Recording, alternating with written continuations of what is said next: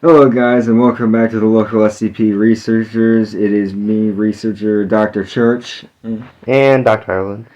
And today we have SCP-1943, also known as No Anomalies Detected. This is a Euclid class anomaly.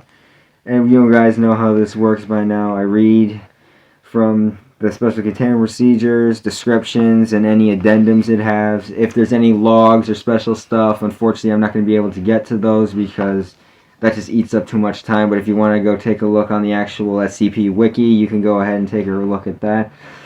But for now, let's go ahead and jump straight into SCP-1943. Special containment procedures. 1943-1 is contained in a standard humanoid containment cell in the high security wing of humanoid containment Site-06-3. As a former member of Foundation research staff, 1943-1 is highly cooperative and thus allowed access to non-sensitive material. All reasonable requests for personnel items may be granted, however, 1943-1 is not allowed to have outside contact and its security clearances have been indefinitely revoked. The remains of 1943-2 have been cryogenically preserved in the storage wing of Site-06-3. Data regarding the analysis of the material and information recovered from 1943-2 are available with permission from Level 3 senior researchers. Description. 1943-1 is Sarah Grunewald, a 27-year-old European-American female and Level 1 assistant laboratory technician formerly employed in the non-anomalous chemistry laboratory of Area Redacted. Prior to containment, 1943-1 did not have clearance or certification for handling anomalous material and was not known to have been in contact with any anomalous phenomena or materials during the 3 years in which she had been employed. 1943-1 does not appear to be anomalous in any way and has repeatedly tested negative on biological, chemical, radiological, and redacted analysis with the intent of identifying anomalous properties. 1943-1 does not have any family history indicating possible anomalous influence nor any significant employment history prior to being hired by the Foundation. 1943-1 is also psychologically stable and exhibits no unusual mental conditions nor evidence of having been affected by any mind-affecting anomalies or mimetic agents. So that's interesting. Completely unanomalous, and yet locked up. Interesting. Perhaps this will explain why. 1943-2 is the remains of an enemy operative determined via extensive interrogation to have been employed by the Chaos Insurgency. 1943-2 was the sole surviving operative out of a team of 25 individuals believed to be a unit of the Chaos Insurgency's Trans-Shaman Task Force, all of whom exhibited signs of having been genetically, cybernetically, or thaumatologically augmented to enhance their combat capabilities. These augmentations include, but not limited to, skeletal reinforcements, including an increase in bone strength and resilience, muscular enhancements to increase power and endurance, redundant cardiovascular systems to increase overall survivability, neural implants and brain augmentations designed to improve reflexes and reaction time, neural implants enabling extrasensory detection and communication. All of these individuals were also equipped with the devices enabling the operator to self-terminate if compromised and deadman failsafes, intended to incinerate the body upon operator death, thereby rendering any remains unusable for analysis or post-mortem interrogation. During incident 1943-01, all other individuals belonging to this team were killed by Foundation tactical response teams or self-terminated after being wounded or captured. 1943-2 suffered a failure or malfunction in its fail-safe device that rendered it unable to self-terminate and was subsequently captured alive. 1943-2 remained in Foundation custody for approximately 5 weeks before expiring from complications from its wounds, as well as severe degradation of its mechanical augmentations. Subsequent autopsy revealed that several degenerative conditions present that its body would suggest that it had been nearing the end of its usual life cycle. Addendum 1943-1 Incident Report Incident 1943-01 on redacted. Operatives from the Chaos Insurgency's Trans-Shaman Task Force Zeta-3 initiated an assault on laboratory wing of area redacted. That, though extensive analysis of surveillance footage and further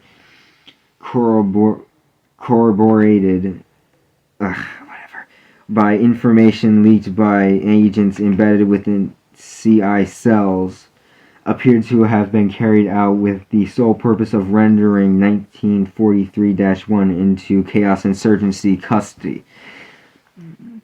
Trans-Shaman Task Force Zeta-3 operatives disabled or collapsed several passageways in area redacted using explosives, rendering on-site tactical teams unable to effectively respond to the incident. Respond to the assault, then quickly incapacitated the wing's security detail. Total Foundation casualties suffered as a result of the incident was determined to be redacted killed and redacted wounded, despite the presence of numerous research staff, suggested to be due to the single-minded goal of the Chaos Insurgency team and their operational orders to not engage Foundation personnel that were not directly resistant to their ingress. This assault was stopped due to the unannounced and early arrival of a subordinate unit of Mobile Task Force Nu 7, Hammerdown, which had intended to stop to refuel at area redacted en route to convert to a covert assignment in Operational Information Redacted. MTF Nu 7 was able to coordinate a counteraction with the assistance of on-site security personnel and successfully neutralize the Chaos Insurgency assault team before they were able to exfiltrate from the outer perimeter of area redacted. Addendum 1943-2 SCP 1943-2 Interrogation Log. Dr. Redacted. Who are you working with and how many of you are left? 1943-2 Zeta-3 Archangels. I am the last one and you already know that. Irrelative content abridged. Dr. Redacted. I don't know how. 1943-2 laughs. No, of course you do not understand. You guys never do, and you never will. They'll eventually send more of us, and when you least expect it, we'll get her eventually. You got lucky. Damn lucky. This time, and that's the only reason we failed. Dr. Redacted. You expect me to believe that you sent 2 squads of augmented operatives just for a single low-level lab tech? 1943-2. I don't give a what you believe. If you want to believe that she's just a human, then that's entirely on you. If you don't, it still doesn't matter. Eventually you'll get careless and we'll pick her up. Easier than getting milk from the corner store. Dr. Redacted. And the fact that none of our tests have shown anything about her out of the ordinary at all? Of course they have. 1943-2. Of course they haven't. Y'all have always been blind, and I'm the one with the ocular implants ripped out. 1943-3 Researcher Note. At this point, we have now tried every permutation of every possible test on her, including the ones that I heavily objected to due to the danger inherent of the procedures. Absolutely nothing is out of the ordinary as far as we can tell. She's just a normal but very scared human being. This wouldn't be the first time that the insurgency has tried to turn our resources against ourselves, and it won't be the last. I see no reason why we need to continue to detain her like this. If we can't trust our own technology and we allow ourselves to question our own people in this way, then we're going to go down a path that doesn't lead anywhere good. I am formally requesting that Dr. Grunwald be declassified and released. Dr. Redacted. Senior Observer. Request denied. Until we are absolutely sure, we cannot take any chances. 05-redacted. End of report. Huh. I guess that makes sense why they keep her in containment now. Yeah. This is very interesting. So, it's no anomalies detected. Because she's not anomalous in any way that they've done with their tests. No test they've ever run on her shows any positive results. But she... Okay. So... But she's of great interest to the Chaos Insurgency, and that's why they keep her locked up. Oh, alright. Is like, if the That Chaos Insurgency sees something in her that the Foundation missed, that they don't want... That's why the 05 member decided to deny this request, because until they are absolutely sure, the last thing they need is another task force of enhanced soldiers of the Chaos Insurgency showing up on their doorstep. And another problem, yeah. That just causes more problems. Yeah. Interesting, I would have to say. So, this thing is just... It's just kind of, just keep this person locked up until we figure out what's happening with it. I will say this is interesting, considering that they're technically both humans. One's just ridiculously one's just ridiculously enhanced. Yeah. Cybernetically, genetically, and thaumatologically. Which thaumatology is basically like just their version of what magic is described. Yet unfortunately, due to the survival of humanity, I think I'm going to have to side with the 05. Considering that the 05 are chosen for a reason for what they do. Yeah. As like, if they weren't cold-blooded and heartless, we'd all be dead. Then again, we've never seen the 05 ourselves, have we? No. No, we have not. Not that we know of, either. Honestly, did you hear that most people don't actually believe in that the 05 even exists?